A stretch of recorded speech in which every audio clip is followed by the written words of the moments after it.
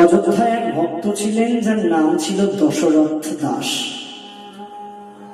তার নাম যেমন ছিল দশরথ, তার স্বভাবটাও ছিল ঠিক দশরথের মতো। তিনি সবাইকে বলে বলে বেড়াতেন, রাম আমার পুত্র। সবাইকে বলতেন জানো। তিনি প্রতিদিন কনক ভবনে যেতেন শ্রীরামজির দর্শন করতে।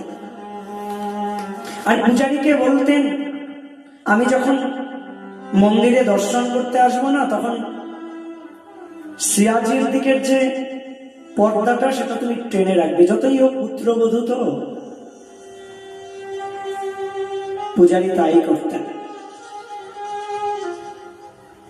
হঠাৎ একদিন নতুন এক পূজারী এলো, সে তো এটা জানতো না।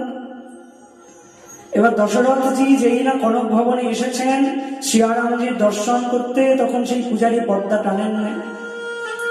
আর সীতাজি কি করেছেন না, আসন থেকে নেমে এসে পর্দা টেনে দিয়েছেন। যেই না সীতাজি পর্দা টেনে দিয়েছেন, পরদিন থেকে দশরথজি আর কনক ভবনে শ্রীরামজির দর্শন করতে যান না। দশরথ দাসজি বলেন, যার শাশুড়ি যাকে দিয়ে কোনো কাজ করাতো না, যার শাশুড়ি যাকে কোনোদিন কোনো কাজ করতে দেয় নাই, আমার জন্য তাকে আসন থেকে নেমে এসে পর্দা টানতে হয়েছে। না না না, আমি গেলে যদি শ্রীরাজির কষ্ট হয়, তবে আমি আর যাব না তাদের দর্শন করতে। এমন ভাব। একদিন না অযোধ্যায় রামলীলার আয়োজন হয়েছে, লীলা হবে। কিন্তু যিনি দশরথজির ভূমিকায় অভিনয় করবেন, তিনি হঠাৎ করে অসুস্থ হয়ে পড়েছেন।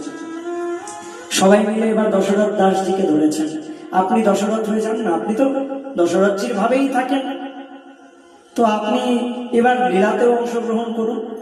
প্রথমে তিনি না করলেন, পরে রাজি হয়ে গেলেন, বেশ করুন। সুন্দর রামলীলা হচ্ছে। এবার রামলীলা হতে হতে যেই না রামলালা এবার বনবাসে যাবেন, বনবাসে চলে গেলেন, দশরথ দাসজি এবার খুব কাঁদতে লাগলেন। সবাই ভাবছেন দুঃখ তো বটেই, কিন্তু কি সুন্দর অভিনয় করছেন, খুব কাঁদছেন। এমনিতেই তো দশরথজির ভাবে তিনি বিভোর থাকেন, তার মধ্যে এখন রামচন্দ্র বনবাসে চলে যাচ্ছে, তো তিনি আর নিজেকে স্থির রাখতে পারলেন না, খুব কাঁদছেন। আর এরপর যখন রামচন্দ্রের বিরহে দশরথজি প্রাণ ত্যাগ করবেন, তখন দশরথ দাসজিও রাম রাম রাম রাম উচ্চারণ করতে করতে অমন করে ধপাস করে পড়ে গেলেন। সবাই বলছেন, দেখো দেখো দেখো কি সুন্দর লীলা। কিন্তু লীলা করতে করতে দশরথ দাসজি ওই যে পড়লেন, আর ওঠেন নাই। পিতা দশরথের ভাবে ভাবিত ছিলেন তো, তাই রামলালার বনবাসে যাওয়া তিনি যেন কিছুতেই সইতে পারলেন না। রামচন্দ্রের বিরহে অমন করে রাম রাম রাম রাম বলতে বলতে নিজের প্রাণটাই ত্যাগ করে দিলেন। এ ভক্ত চরিত্র জানো। যে যেমন ভাবে ভক্ত আমার ভগবান, তেমন ভাবেই তার ভজন করেন।